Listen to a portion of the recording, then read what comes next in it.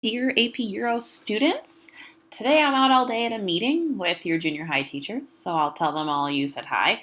I hope your dates quiz went swimmingly. Here we are today, Tuesday, April 17th. It is time to start laying the groundwork for World War II and talking about the rise of totalitarianism in both the USSR, which we have a little bit of background on, and now also in Nazi Germany. Tonight, you're continuing with Chapter 27. You're going to start getting into the war itself, 926 to 932, and tomorrow we will begin World War II officially. Don't forget, try to carve out some time this week to work on some of the review charts for chapters 15, 16, 17. They start on page 37 of your AP Review booklet. All right, if you haven't already, grab your Chapter 27 unit packet. We're going to start with our 20th century political spectrum on page 7. Go ahead and pause the video if you need to, and we'll meet right back here when you're at page 7. All right, welcome back, everybody. So before we add to this political spectrum of the 20th century, let's just pause for a little bit of review of why we visualize political ideologies this way. So here we've got our 19th century political spectrum, our wedge, our watermelon, whatever you want to call it. Smack dab in the middle of which, at the bottom, was classical liberalism, or going back to Adam Smith's vision of a government that is the most minimal form of government possible, that lets people exercise their freedoms and natural rights without any infringement from the government. As you move either to the left or to the right, the role of government increases, just for very different reasons. As you move to the left, we're exploring the liberal side of the political spectrum. So government begins to act and be proactive in promoting liberal values, like a society that is free and has civil liberties, like freedom of speech, but also promotes equality. And equality becomes more of the goal as the government becomes proactive as you move to the left. And as you move to the right, the government becomes more proactive in instituting conservative values, so a very traditional social order, social structure, gender value, traditional gender values like separate spheres, and upholding military values and religious values, so a very hierarchical society in a conservative view. Well, if you kept on going either to the left or to the right, and the role of government keeps on increasing, eventually these arrows are going to smash into each other and complete the circle. And that's why we put totalitarianism at the top, lying directly opposite from classical liberalism. And what sort of becomes ironic is that on the slight left of the totalitarian spectrum and the slight right of the totalitarian spectrum, you have really different ideologies that look and feel the same in practice because they're both totalitarian. Now, I know in class the other day we brainstormed a list of characteristics of the totalitarian state, but I'm going to introduce you to, I think, 6 of them that we're going to explore more in class today. And these are straight from McKay. So first of all, a totalitarian state is a one-party state. There's only one political party or ideology legally allowed to exist, and all other parties and ideologies are banished. Secondly, they're often led by a charismatic leader, and we don't mean that in a positive way, but somebody that easily gets a captive audience, and they become a symbol of the totalitarian state, the totalitarian dictator. Third, they use force and terror to achieve their goals. And this is what makes the ideals of the totalitarian state all of a sudden become nightmares. They use secret policing, spying, ways to sort of get into people's heads so to ensure the one-party state loyalty. 4, another way they do that is they control mass media either through censorship, propaganda, or a combination of both. And 5, they engineer a perfect society, or their vision of a perfect society, social engineering. And as we know from looking at both Stalinist history and Nazi Germany in particular, they're willing to go to very violent extremes to engineer this ideal society. So before we look at 2 specific ideologies that became totalitarian, let's just really quickly recap what we were discussing with the documentary we watched this week and how it relates to the rise of the totalitarian state. So what we've got here is sort of an oversimplified version of the boom and bust cycle of free market capitalism. And of course, this would go on, up and down. And what economists began to argue is that when you have capitalism that's unrestrained, you get really good boom times, but they're ultimately followed by a recession and then a bust. This was Adam Smith's sort of invisible hand of the market. And this creates really high unemployment, inflation, if not hyperinflation, and a total collapse of the market. There's no buying or selling of goods. There's no loaning or paying back of loans to banks. So the economy just collapses, and usually sort of black market emerges. And the fear was that in these really difficult times and desperate times, desperate people would be radicalized. They would abandon their faith in traditional institutions like capitalism and democracy, and they would turn towards radical ideologies such as communism or Marxism, and ultimately that would produce a totalitarian state. So what John Maynard Keynes argued, this becomes Keynesian economics, is the only way to prevent this is not to get rid of capitalism, but in order to save democracy from the worst ugliness of capitalism, those busts, you have to regulate or manage it, and it should be regulated and managed by the government. So it's still market capitalism, it's just not totally free market capitalism. And the goal of that is for government to spend in difficult times. So as recession sets in order to prevent a total depression, the government comes and produces jobs or infrastructure projects or begins to spend, or they might lower interest rates to take some of the burden off of people paying back loans. They're also going to regulate the economy by putting regulations on how people can invest their money, security guards to prevent a depression from hitting again. And of course, that also means that in the good times, in the boom times, the government saves money. So they might raise taxes or raise interest rates, other ways to accumulate wealth when people have it and can afford to give a little bit away, so that when the recessions come, the government can intervene. And our best case example of this and how it worked was FDR's New Deal during the Great Depression, which then just sort of becomes the World War II economy. So it's really hard to tell whether or not it was the Great Depression or the New Deal or the Second World War that showed Keynesian economics worked, but either way, it showed that it worked. Now, unfortunately, in Germany, the Depression had hit too hard, and the Weimar Republic, the post-World War I German government, did too little, too late. And so the political party that was sort of offering the answer similar to FDR's New Deal was the National Socialist Party, or the Nazi Party. So a lot of the programs that the Nazis were promoting throughout the late 20s and early 30s were jobs programs, and programs that appealed to these unemployed masses, especially the middle class that had lost all their wealth. So there are parallels you can make between Nazi economic programs and FDR's New Deal.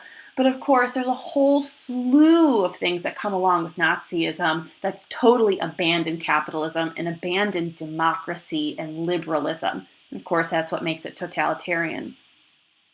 So let's kind of zoom in and take a look at these two ideologies that are very close to each other and that they're totalitarian, but very far apart in their ideals. So keep in mind that the word ideology is literally the word for ideals. So what we're going to describe here is just that, the ideal society that Stalin and fascist leaders like Hitler wanted to create. Now, ideals are one thing, and of course, realities are another, and it's the realities of how these leaders went about trying to achieve these ideals that reveal their really totalitarian ugliness. So let's start with what should be a little bit of review. So on the far left side of the spectrum is Stalinism, which is just our word for Soviet-style Marxism, because in many ways it deviates from what Karl Marx argued in the Communist Manifesto. In other ways, it's the same, or Stalin at least would use Marxism as an excuse for his programs. So on your political spectrum on page 7, let's get these notes. So first, we have to go back to review Marxism. So there's a Marxist ideal that the end goal of this whole ideology would be a classless, genderless, and raceless society. There would be radical social equality, total equality. And that's what makes it ultimately on the left side of the spectrum. The other Marxist ideal was that in achieving this total equality, They would achieve it by an elimination of privately owned property, or capitalism. And instead, they'd replace capitalist private property with communally owned farms, businesses, factories, all of the means of production. Anything that produced wealth would be owned, shared, and distributed wealth in common. And Marx based this ideal on his theory about how history would work. He argued that the history of the world was a history of class struggles. For example, the French Revolution was the bourgeoisie rising up against the nobility. That's how he perceived it. And in his historical theory, capitalism was going to produce the next major wave of class warfare, as the oppressed proletariat were going to rise up against the bourgeoisie, the capitalists, and they would replace capitalism with a stage of socialism, where we have a strong government that creates a command or managed economy, so a completely regulated economy to the point where they're giving up free market capitalism. And once everything was set in place, once that socialist government set prices, set wages, distributed wealth as determined by Marxism, then that government could fade away and turn over ownership of the means of production to the people to collectively manage together. So in order to make this happen, Stalin had to, after the proletariat revolution under Lenin, Stalin had to nationalize or collectivize all of the means of production in the USSR. And this required the state to take over any farms, any factories, and any businesses, own them as a government, and then centrally plan the economy. And of course, this is happening after Lenin's new economic policy, which allowed for a little bit of free market capitalism just to get the Soviet economy back up and running a little bit. And when Stalin takes over, he abandons the NEP and he goes full in to state-run socialism. And of course, there was resistance to this. There's a lot of farmers and a lot of business owners who aren't willing to give up their factories and farms to the state. And that's where some totalitarian social engineering is going to come in. Now, the other seeming benefit of the Marxist state is that not only does the state control the means of production in order to produce equality, but you're also provided for by the community or by the state. So there would be absolutely free jobs provided by the government, education, medicine, pensions. So the government really takes care of its people in this ideal. So if we look at some Soviet propaganda, we see all this coming into play. Well, first, propaganda always has to demonize an enemy. This is a pretty strong characteristic of a totalitarian state especially. So on the left, we see a strong demonization of capitalism. And on the right, we see some ideals of Soviet-style Marxism. So the glorification of the worker. But notice that in the far right, this worker is sort of the anonymous worker because there is no individual identity. Workers all work together. In the upper image, we see Stalin presiding over this vast population throughout Russia. And if you look closely, that population is really diverse because Russia was a multinational empire. And this gets to the goal of the raceless society.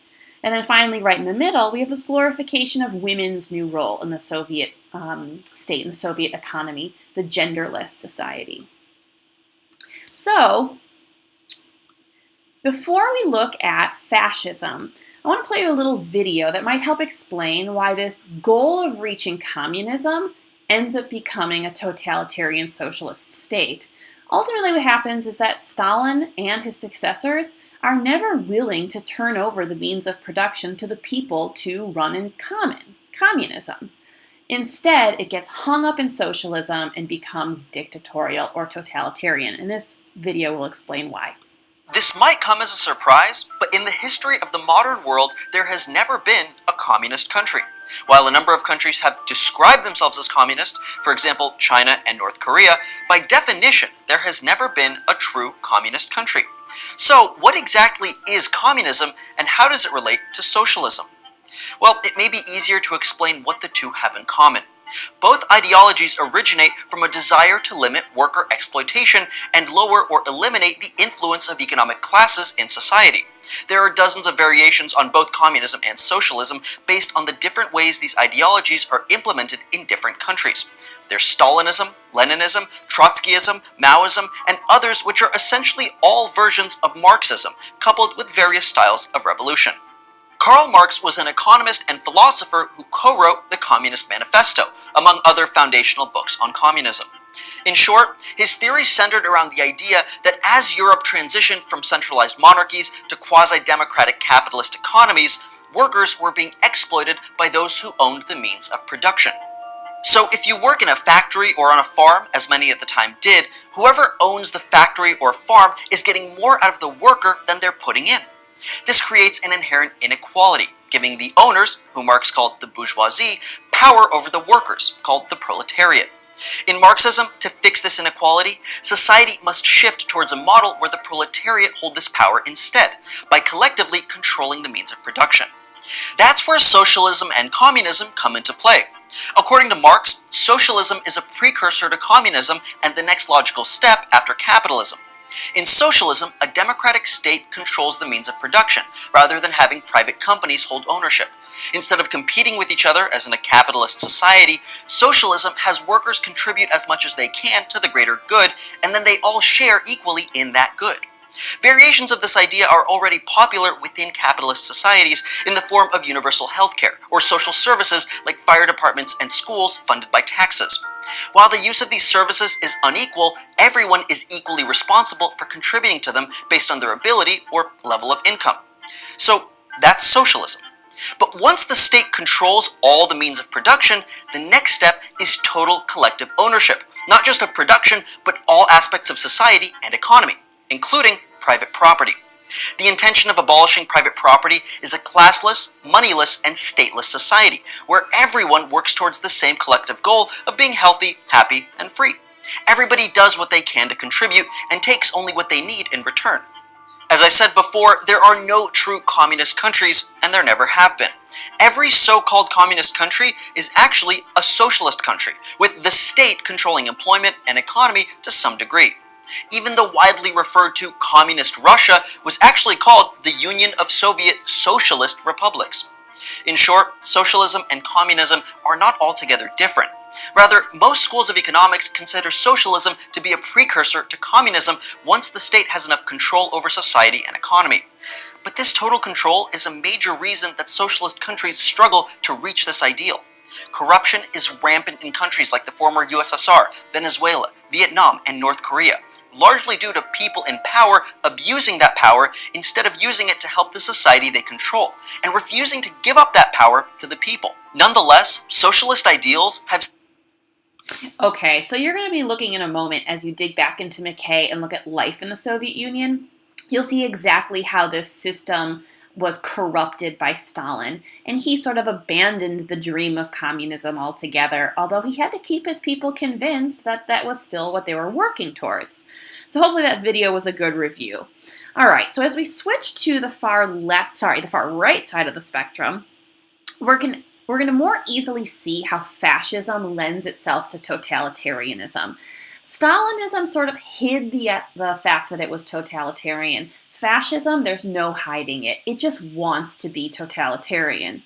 So fascism is an umbrella term that we would use to describe multiple political parties that emerged across Europe, starting in the late 20s and then through the 30s, not limited to Nazi Germany, but also Mussolini's Italy, and then Franco's Spain. They were neutral during the Second World War, but a civil war brought fascism to power in Spain. So let's talk about the ideology of fascism. So the first fascist ideal is a radically authoritarian nationalism. This is extreme nationalism led by an authoritarian leader. That's why it's conservative. The next fascist ideal is that it would create a society that was absolutely a homogeneous national community. So every member of the nation state from the 19th century was truly a member of the nation. And they began to define it in extreme racial terms. And this is again rooted in the late 19th century view of race. So So this will become eugenics in Nazi society, that you are part of the German nation because you are of the Aryan race. This is all pseudoscience. Eugenics is not something that's accepted in the scientific community today, these concepts of race and blood. It's something that they believed at the time. The next fascist ideal is that there would be a traditional or conservative social and gender structure. So it would be this racially homogenous community where everyone is equal in their racial purity, but they didn't have to be equal in their social class or their gender. In fact, it was the ideal that men played traditional roles and women played traditional roles as well. And this was comforting during the age of anxiety and the Great Depression because there was so much destabilization and so much rapid political and cultural change that had gone on that this vision the Nazis put forth of a traditional society comforted a lot of people.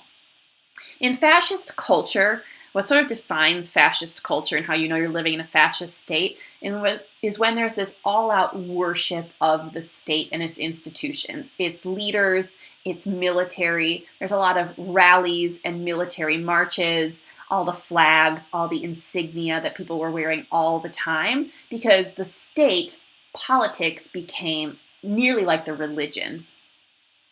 Now, a parallel you can make between Stalinism and fascism is that they're both to some degree social welfare states. Another big appeal of Nazism was that as a socialist state, which I know is kind of hard, it's hard to put that together with the political spectrum being so far on the right. But as a social welfare state, they would provide jobs programs, pensions, education. This is why the Nazi Party is short for National Socialism, even though it's working towards very conservative authoritarian goals. So just like we looked at some Stalinist propaganda, let's look at some Nazi propaganda as the counterpart. So we see upper middle, more emphasis on Nazi jobs programs, putting people back to work, which was appealing during the Great Depression. Like Stalinist propaganda, all totalitarian states identify and blame an enemy. And in the upper right, we see anti-Semitism. Both communists and Jews were blamed for the problems going on in Germany after World War I and the Great Depression, and they're both ostracized and persecuted as a result. At the bottom, you see sort of this leader worship, Hitler as this figure of the Nazi state, the definition of the Nazi state. And then on the left, you've got this one in McKay, I think, the traditional gender roles, which again was this draw to comfort and tradition that was very appealing as people went to the polls in the 1930s and voted for the Nazis. That's something we're going to look at tomorrow. You know, we know how Stalinism came to be through a violent revolution, and Stalin takes power after Lenin dies. But something we've got to look at is, why did people vote for fascism, for Nazism? So, one other thing I want to touch on before I leave you to do some exploration in McKay is let's think about why people are drawn to these radical ideologies. What we've been looking at lately is the conditions of the Great Depression. And we can concretely see why Stalinism and Nazism drew people to them in times of Great Depression. They each offered concrete plans for economic recovery. They each provided social welfare systems when people were very desperate for a safety net and security.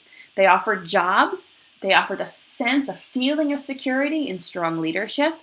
And they suggested that free market capitalism was broken. It led to a Great Depression. So they're both offering some sort of alternative to that. But let's go further back to the age of anxiety and see why people might have been drawn to this radicalism. In a time where people had lost a sense of concrete meaning, the ideals of Stalinism and fascism offered a sense of purpose to people, that there was a brighter future and that they could work collectively towards that brighter future. So instead of going down the existentialist path, which challenged people to develop their own individual identity through crisis, both Stalinism and fascism abandon the value of individuality altogether. They leave behind individualism and embrace collectivism, that you're valuable solely because you're part of something bigger than yourself. And only through working collectively with others can you achieve that bigger purpose, which would lead to a brighter future and progress.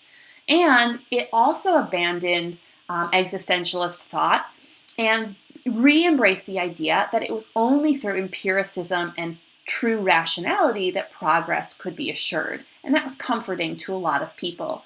So it wasn't just the immediate depression that drew people to radicalism, it was also these feelings in the age of anxiety that were exacerbated by the First World War. Okay, I am done. You are free of me for the day, but you're not free of McKay, ever, until May 19th. So here's what you're going to do next. Page 11 of your packet goes through the rise of the totalitarian state. And what you see on the left is the breakdown of the characteristics of the totalitarian state, which you're going to compare or contrast between the Stalinist USSR and Nazi Germany. Just a quick note, I forgot to update the page numbers from last year's edition of McKay. So here are the new page numbers for you. All right, that should take you to the end of class. So review those readings you've been doing in McKay lately. We'll go over that tomorrow, and then we'll get the war started. All right, see you then.